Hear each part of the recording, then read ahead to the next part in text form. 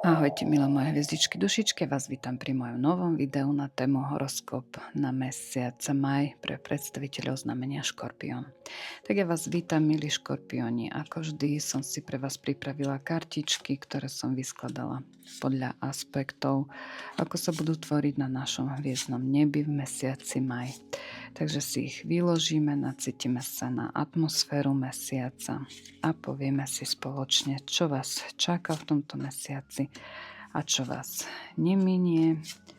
Kto sa vyzná v kartách, tak si bude vedieť aj sám, čo to vyčítať, aj keď tieto karty sú špecifické. Ale myslím si, že veľmi podobné. Takže kto sa do toho nevyzná, nech ma pozorne počúva. Poďme teda na to. Milí Škorpióni, maj je pre vás mesiacom vyzliekania starej kože. Začína to takou hlbokou osobnou inventúrou, kedy pochopíte, že vaša vnútorná stabilita je priamo úmerná tomu, nakoľko dovolíte svojej duši dýchať slobodne. Stred mesiaca priniesie také bleskové záblesky geniality a profesionálneho prielomu. Budete konfrontovaní s potrebou zladiť svoje vysoké odborné ambície s každodennou rutinou. Záver mesiaca vás naučí, že skutočná moc nespočíva v kontrole iných, ale v majstrovskom ovládaní vlastných inštinktov a v nastolení spravodlivosti vo všetkom, čo robíte.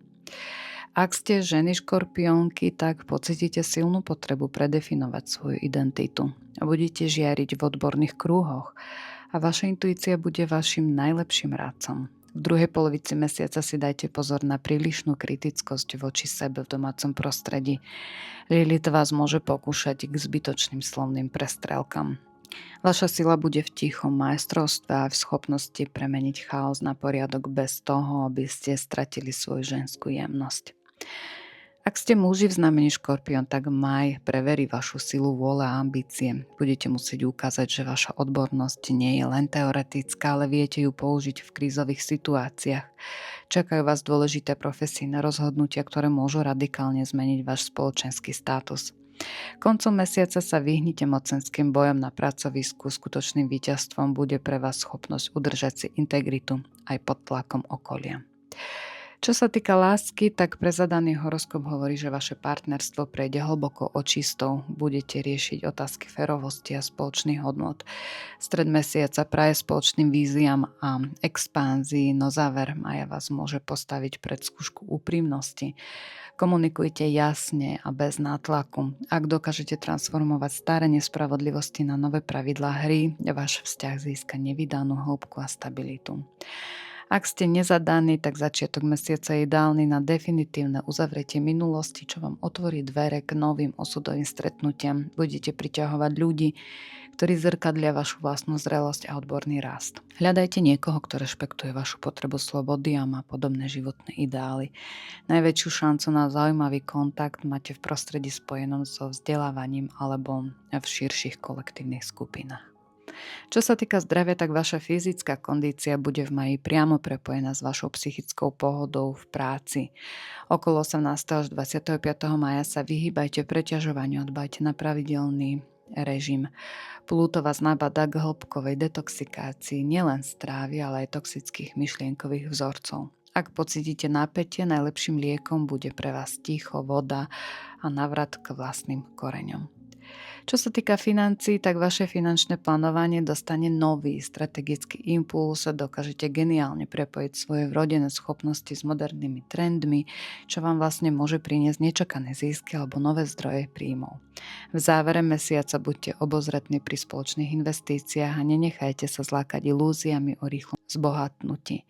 Stabilita v peniazoch k vám príde cez vašu odbornú autoritu a disciplínu v dennej rutíne. Maj sa pre vás Škorpióni začína priam osudovo, keďže spol nastáva priamo vo vašom znamení. Prvé majové dni budú o vašej hlbokej osobnej transformácii, vzťahoch a vlastne predefinovaní vlastnej hodnoty. Tak teda poďme podrobne rozobrať aspekty a ich vplyv na vaše znamenie krok po kroku. 1. mája nastáva spln vo vašom znamení, v znamení Škorpión, je to vlastne kulminácie identity, je to váš moment roka. Spln nastáva vo vašom 1. dome osobnej identity a slobody duše. A keďže mesiac je vládcom 4. domu stability a bezpečia, táto kulminácie vyniesie na povrch silné emócie spojené s tým, kým skutočne ste a kde sa cítite v bezpečí. V reálnom živote to môže znamenať definitívne uzavretie kapitoly, v ktorej ste sa prispôsobovali iným. Pochopíte, že vaša vnútorná stabilita závisí od toho, ako veľmi dovolíte svojej duši dýchať slobodne. Je to čas vyzlečenia starej kože. Všetko, čo už neslúži vášmu autentickému ja, teraz odpadne, aby uvoľnilo miesto vašej skutočnej sile. Ten istý deň Merkur bude v konjunkcii s Chirónom v znamení Barán. Tento aspekt prináša vysokoodborný a liečivý vhľad do vašich partnerstiev. Merkur, vládca vášho 2. domu osobných talentov, prepočtov, sa stretáva s Chironom, vládcom 9. domu vyššej síly a odbornosti priamo vo vašom 7. dome partnerstva a lásky. V praxi to priniesie veľmi dôležitý až taký osudový rozhovor s partnerom, či už životným alebo obchodným. Vďaka svojej odbornej autorite a schopnosti presne pomenovať veci dokážete s ním vyriešiť staré zranenie, buď týkajúce sa spoločných hodnôt alebo financií. Možno zistíte, že váš talent je kľúčom k uzdraveniu dôležitého vzťahu, alebo naopak, partnerstvo vám zrkadlí vašu vlastnú odbornú zrelosť. Ten istý deň mesiac vstupuje do znamenia Hadonoš. Hadonoš je vo vašom horoskope 2. dom osobných talentov, financií a sebahodnoty. Po burlivom splne v 1. dome sa vaša pozornosť presunie k vašim zdrojom. Budete intenzívne cítiť, ako vaša nová identita mení váš postoj k peniazom a k tomu, čo považujete za cenné.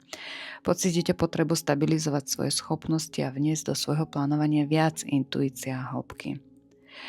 2. mája Merkur vstupuje do znamenia Bík. Tento tranzit vnáša uzemnenie a disciplínu do vašej sily vôle. Merkur je vládca 2. domu talentov, presúva sa do domu 8., či dom inštinktu, ambícií a sily vôle, a v reálnom živote vám to odpáli obdobie, kedy začnete svoje schopnosti a finančné plánovanie využívať veľmi strategicky a vytrvalo. Vaše uvažovanie bude pragmatické, zamerané na takú hĺbkovú transformáciu vašich zdrojov. Budete presne vedieť, ako narábať so svojou vôľou, aby ste dosiahli hmatateľné výsledky v oblasti majetku alebo investícií. Je to čas budovania skutočnej vnútornej moci, ktorá nie je len teoretická, ale postavená na pevných, bičích základoch.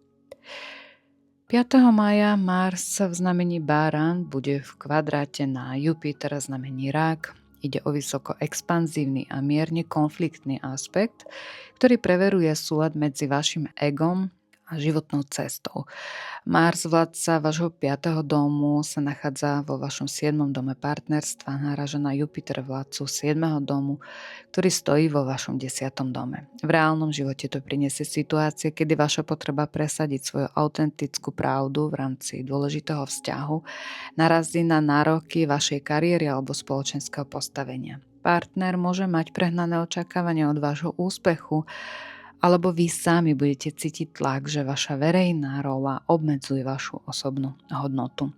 Pozor na zbrklé reakcie voči autoritám. Tento aspekt vás vlastne učí, že skutočná zrelosť v kariére si vyžaduje schopnosť zladiť svoje vášne s potrebami partnerstva bez toho, aby ste stratili svoju tvár. 6. mája Pluto vstupuje do retrográdnej fázy v znamení Vodnár. Ide o takú hlbokú osudovú revíziu vašej sebahodnoty a autenticity. Pluto je vládca 12. domu spravodlivosti, rovnováhy, záujmov a začína teda cúvať vo vašom 5. dome ega, sebahodnoty a všetkého, čo je vášmu srdcu blízke. V praxi to priniesie obdobie, kedy sa budete musieť vrátiť k starým témam spojeným s vašou tvorivosťou, s deťmi alebo milostným životom, kde nebola nastolená spravodlivosť. Budete prehodnocovať, či sa vaše ego prejavuje zdravo, alebo či sa v mene kolektívneho bláha príliš nepotlačate. Preto vás Pluto prinúti pozrieť sa do hĺbky na to, čo skutočne milujete a či je váš pocit vlastnej ceny postavený na pevných základoch. Je to čas na hlbokú vnútornú alchémiu vášho seba vyjadrenia. 8. mája Chiron vstupuje do znamenia Bík a tu ide o strategický a vysokotransformačný tranzit, ktorý vnáša tému majstrovstva do sféry vašej sily vôle. To znamená, že Chiron, vládca 9. domu, vyššej síly a odbornosti, sa usídľuje vo vašom 8. dome, čo je inštinkt a sila vôle, to sú ambície, to je transformácia. V reálnom živote tento tranzit odpalí proces, kedy sa vaša hlboká odbornosť a životná filozofia stanú nástrojom vašej skutočnej moci. Tento tranzit si zaslúži samostatné video, je to taká samostatná téma, pretože Chiron vstupuje do nového znamenia na dlhšiu dobu, takže sa máte na čo tešiť. 13. mája Venúša vstupuje do znamenia Rák, ide o taký citlivý, ochraňujúci a harmonizujúci aspekt, ktorý vnáša tému komunikácie priamo do vašej kariéry. To znamená, že Venúša, vládkyňa 3. domu, komunikácie, informácie, zrkadlenia a učenia, vstupuje do vášho 10. domu životnej cesty, zrelosti a kariéry. V reálnom živote to prinesie obdobie, kedy bude váš spôsob komunikácie a informácií, ktoré zdieľate, kľúčom k vášmu úspechu. Budete pôsobiť veľmi empaticky a diplomaticky, čo vám pomôže upevniť si postavenie v očiach verejnosti alebo u nadriadených. Vaše okolie vám bude zrkadliť vašu profesionálnu zrelosť a vy budete schopní s ľahkosťou vyjednávať podmienky, ktoré sú v súlade s vašou životnou cestou. 14. mája Slnko bude v konjunkcii s Merkúrom v znamení Bík. Ide teda o moment absolútnej mentálnej jasnosti a strategickej sily vôle. Slnko, vládca 1. domu, čo je sloboda, duša, identita, sa spája s Merkúrom, vládcom 2. domu, osobných talentov a prepočtov, a to všetko priamo vo vašom 8. dome inštinktu, sile vôle a ambícií. V praxi to odpalí bleskové uvedomenie si toho, ako vaše unikátne talenty a zdroje priamo krmia vašu osobnú moc a schopnosť transformácie. Môžete prísť na geniálny finančný plán alebo urobíte zásadné rozhodnutie o investícii svojej energie, ktoré vám vráti pocit kontroly a slobody. Vaša identita sa v tento deň prepojí s vašou najhlbšou vôľou, čo z vás urobí nezastaviteľnú silu, schopnú presadiť tie najnáročnejšie zmeny. 14. mája, v ten istý deň, Jupiter vstupuje do znamenia Lev. Ide o expanzívny, taký hrdý a veľkorysý tranzit, ktorý prenáša tému partnerstva do sféry vašich budúcich možností. Tento tranzit si zaslúži samostatné video, samostatný čas, takže sa máte na čo tešiť, ale zatiaľ vám v skratke môžem prezradiť, že v reálnom živote to znamená, že vaši partneri začnú hrať takú kľúčovú úlohu vo vašich dlhodobých víziách. 15. mája Merkur vstupuje do znamenia Blížencov. Ide o rýchly, komunikatívny a vysokoodborný aspekt, ktorý vniesie poriadok do vašej životnej filozofie. Merkur je vládca vášho 2. domu a presúva sa do vášho 9. domu. V praxi to priniesie situácie, kedy začnete svoje talenty využívať na ďalšie vzdelávanie alebo na budovanie svojej odbornej autority. Vaše plánovanie a schopnosť výpočtov sa prepoja s vyššími ideálmi. Budete veľmi efektívne spracovávať nové informácie a učiť sa veci, ktoré zvýšia vašu hodnotu na trhu. Je to vynikajúci čas na publikovanie, prednášanie alebo na cestu, ktorá má za cieľ rozšíriť vaše obzory a zastabilizovať vaše vedomosti na špičkovej úrovni. 16. mája Slnko vstupuje do znamenia Blíženci. Tento aspekt vnáša svetlo a jasnosť do vašej životnej filozofie a odbornosti. Slnko, vládca 1. domu, slobody duše, prechádza do vášho 9. domu vyššej sily a odbornosti. V reálnom živote to teda odpáli obdobie, kedy sa vaša identita bude silne realizovať cez vzdelávanie, cestovanie alebo zdieľanie hlbokých pravd. Budete pociťovať obrovskú potrebu slobody v myslení a vaša duša bude rásť vďaka novým informáciám a rozširovaniu obzorov. Je to vynikajúci čas na to, aby ste sa verejne prezentovali ako experti vo svojom odbore. V ten istý deň Mars vstupuje do znamenia Bík. Tento tranzit vnáša vytrvalosť a disciplínu do vašich ambícií. Mars, vládca vášho 5. domu, sa usídľuje vo vašom 8. dome. Vaša tvorivá energia a potreba autenticity sa teraz premenia na tichú, ale nezastaviteľnú sílu, ktorá bude krok po kroku pracovať na dosahovaní vašich cieľov. Budete mať dostatok trpezlivosti na zvládnutie krízových situácií a na budovanie majetku. Vaša sila vôle sa stáva stala stabilnou a praktickou. Nebudete už plýtvať energiou na prázdne gestá, ale sústredíte sa na výsledky, ktoré vám zabezpečia skutočnú moc a stabilitu. 16. mája bude Mars v konjunkcii s Chironom v znamení Bík. Ide teda o vysokostrategický, ambiciózny a silový aspekt. Mars je vládca 5. domu, autenticity, ega a srdca a spája sa s Chironom, vládcom vášho 9. domu odbornosti, priamo vo vašom 8. dome inštinktu, ambícií a sily vôle. V praxi to prinesie moment, kedy naberiete odvahu použiť svoje autentické talenty a tvorivú silu na takú hĺbkovú transformáciu svojho života alebo spoločných zdrojov. Vaše majstrovstvo a odborný vhľad vám dodajú nečakanú silu vôle. Ak ste v minulosti pochybovali o svojej schopnosti presadiť zásadné zmeny, tak táto konjunkcia vám dodá nástroj na to, aby ste svoje ambície premenili na hmatateľnú realitu. Ten istý deň nastáva aj novo znamení. Bík novolunie predstavuje nový energetický začiatok v jadre vašej síly a vnútornej moci. Odohráva sa vo vašom 8. dome inštinktov, ambícia, síly, vôle a je to kľúčový bod 0 pre vaše financie, investície a hlboké emocionálne väzby. V znamení Bík má toto novolunie stabilizačný charakter. To, čo teraz zasejete v rámci transformácie svojho života alebo nakladanie so spoločnými zdrojmi, bude mať pevné a trvalé základy. Je to ideálny čas na rozhodnutie o ukončení niečoho starého a vybudovanie nového, bezpečnejšieho systému vašej osobnej moci. 18. mája nastáva taký geniálny vhľad a pracovná skúška. Merkur to bude v konjunkcii s planetou Urán v znamení Blíženci. Merkur je vládca 2. domu talentov a financií, spája sa s Uránom, vládcom 10. domu kariéry, priamo vo vašom 9. dome vyššej síly a odbornosti. V praxi to prinesie náhly heureka moment, môžete dostať geniálny nápad, ako prepojiť svoje špecifické schopnosti s modernými technológiami alebo nekonvenčným vzdelaním tak, aby to okamžite posilnilo vašu profesijnú zrelosť. Je to čas nečakaných správ zo zahraničia alebo z akademického prostredia, ktoré bleskovo zmenia váš pohľad na to, čo je vo vašom odbore možné. Merkur v blížencoch v kvadrate na ráchu v rýbach v ten istý deň spôsobí napätie medzi vašou novou expanzívnou víziou a každodennou rutinou. Merkur je vládca 2. domu, Ráchu je vládca 6. domu práce a poriadku, ktorý stojí priamo vo vašom 6. dome. To znamená, že nadšenie z nových vedomostí môže viesť k chaosu v detailoch alebo k zanedbániu pracovných povinností. Tento aspekt vás učí, že aj tá najúžasnejšia filozofia alebo odborný rast musia byť pretavené do pocitového denného poriadku, inak vás pracovné zaostávanie vnútorne vyčerpá. 22. mája nastávajú ilúzie v kariére a oslobodenie identity. Venúša v znamení Rák bude opäť v napätom aspekte na planetu Neptún v znamení Báran. V kvadratúre Venúša vládkyňa 3. domu informácií, komunikácie, zrkadlenia a stojí vo vašom 10. dome kariéry, naráža na Neptún, čo je vládca 11. domu kolektívneho vedomia, ktorý sa nachádza vo vašom 7. dome partnerstva.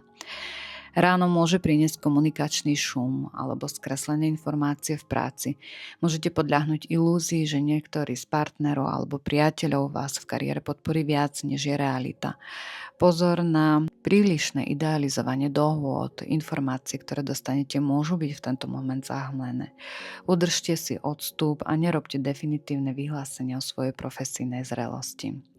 Ten istý deň bude Slnko v konjunkcii s planetou Urán v znamení Blíženci. Slnko je vládca 1. domu slobody duše, spája sa s Uránom vládcom 10. domu životnej cesty, priamo vo vašom 9. dome odbornosti. V praxi to odpálí moment absolútneho osobného oslobodenia cez poznanie.